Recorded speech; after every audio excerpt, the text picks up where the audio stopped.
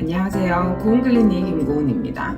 오늘은 ADHD 치료에 있어서 시지각 훈련에 대해서 한번 말씀을 드려보겠습니다. ADHD가 있는 사람들은 감각을 처리하는 데에 조금 어려움이 있습니다. 그래서 중요한 감각이랑 중요하지 않은 간섭 자극을 변별하는 능력이 조금 떨어지죠. 속도가 느리다든지 아니면 정확도가 떨어진다든지 아니면 혼란스러워 한다든지. 그래서 실제 ADHD가 있는 성인뿐만이 아니라 아이들도 마찬가지지만 시각 자극이 되게 많은 곳, 예를 들어 사람이 되게 많은 백화점이라든지 아니면 학교가 대표적으로 번잡스럽잖아요. 아이들이 앞에서 막 뛰고 이러면은 굉장히 집중하는데 어려움이 있습니다. 꼭 집중이 아니더라도요, 이렇게 시각 자극이 눈앞에 뭐가 많이 왔다 갔다 하면은 불안이 올라와요. 이제 그럴 때 충동성이 높은 사람들은 이제 공격성이 나타나지만, 그렇지 않은 경우에는 이 모든 감각 자극을 변별하기가 어렵기 때문에 감각을 차단시키고 이제 멍해지는 거죠. 우리 흔히 멍 때린다고 하는 거. 그리고 진짜 사람들 많은 역사나 이런데, 백화점 이런데 다닐 때는 굉장히 피곤합니다. 피곤해서 빨리 집에 들어가서 쉬고 싶죠. 이런 게 ADHD가 있는 사람들은 유난히 심합니다. 근데 이제 이게 ADHD가 있는 아이들 같은 경우에는 이게 학습하고 연관이 많이 되기 때문에 교정을 꼭 해줘야 된다고 하는데요. 이제 주로는 읽는 거, 읽고 쓰는 거, 그 다음에 이제 수학적인 문제를 해결을 한다든지 이런 것 때 시각 자극이 빨리빨리 이해가 돼서 빨리빨리 변별이 돼서 빨리빨리 쓰거나 말하거나 이런 것들로 이 프로세스가 빨리 넘어가야 되는데 이게 좀 걸려요, 시간이.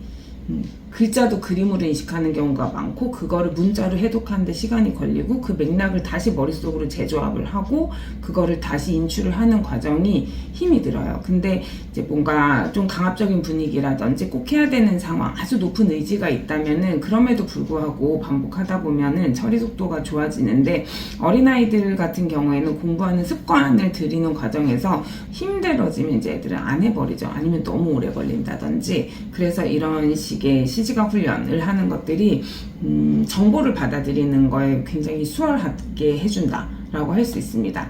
그래서 주로 책 읽기가 편해지고요. 아이들이 주로 훈련을 끝내놓고 보통 기본 40회기 정도 이렇게 하는데, 주로 하는 이야기는 책 읽을 때 눈이 좀 덜 피곤하다, 덜 졸려요, 이렇게 이야기를 하기도 하고요. 중고등학생 애들은 학교가 굉장히 번잡스럽죠. 근데 학교에서 좀 덜 피곤하다 라고 이야기를 합니다. 그래서 좀 초등 저학년 아이들은 시지각 처리에 어려움이 있는 경우에는 보통 한글 떼는 게 좀 어렵습니다. 한글을 뗐다 하더라도 맞춤법이 정확하지 않고 글을 읽는데 오래 걸리고요. 그 다음에 이제 글을 건너뛰어서 읽죠. 자기가 아는 단어들만 위주로. 그래서 보통은 이제 자를 대고 읽는다든지 손가락으로 짚으면서 읽으면 조금 더 나은 경우들이 있습니다. 조금만 더 심해지면 저희가 이거를 난독증이라고 하죠. 그래서 ADHD와 난독증은 같이 잘 공존하는 질환으로 되어 있습니다.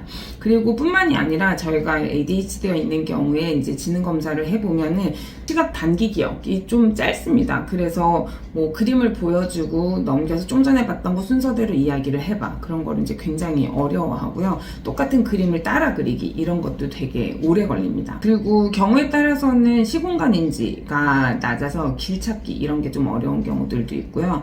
운동을 잘한다고 하면은 뭔가 팔다리 근육의 힘이 좋아서 운동을 잘하는 것 같지만, 보고 생각하고 몸으로 움직이고가 굉장히 기민해야 되잖아요. 근데 보통 시각 ADHD가 두드러지는 아이들은 보통 몸이 좀 굼뜨다라고 이야기를 합니다.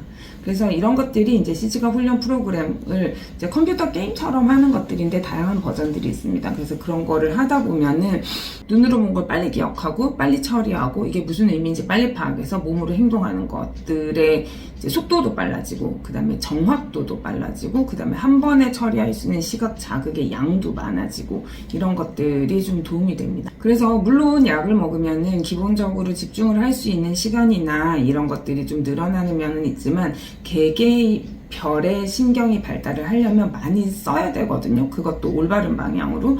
그래서 실제로 약을 먹는 거는 기본적인 어떤 환경을 만들어주는 거라고 하면은 시지각 훈련, 청지각 훈련, 뉴로 피드백, 그리고 뭐 읽고 쓰기가 안 되는 경우에 이제 학습적인 뒷받침을 하는 뭐 언어 치료가 됐다든지 아니면 인지 치료라든지 그 다음에 행동 조절을 하는 누리 치료라든지 이런 것들은 실전 연습을 하는 것들이기 때문에 발달하는 아이들한테는 꼭 필요하다라고 말씀을 드릴 수 있겠습니다. 오늘은 시지각 훈련, ADHD 비약물 치료의 시지각 훈련에 대해서 한번 말씀을 드려봤고요. 다음 시간에는 시지각 훈련이 실질적으로 어떤 프로그램이 있고 어떤 식으로 이루어지는지를 말씀드리겠습니다. 쇼츠에 보면은 시지각, 청지각 훈련, 뭐 뉴로 피드백 이런 것들의 간단한 예시 영상이 있거든요. 그런 것들을 한번 참고로 해보시면 좋겠습니다. 오늘은 여기까지 하겠습니다. 감사합니다.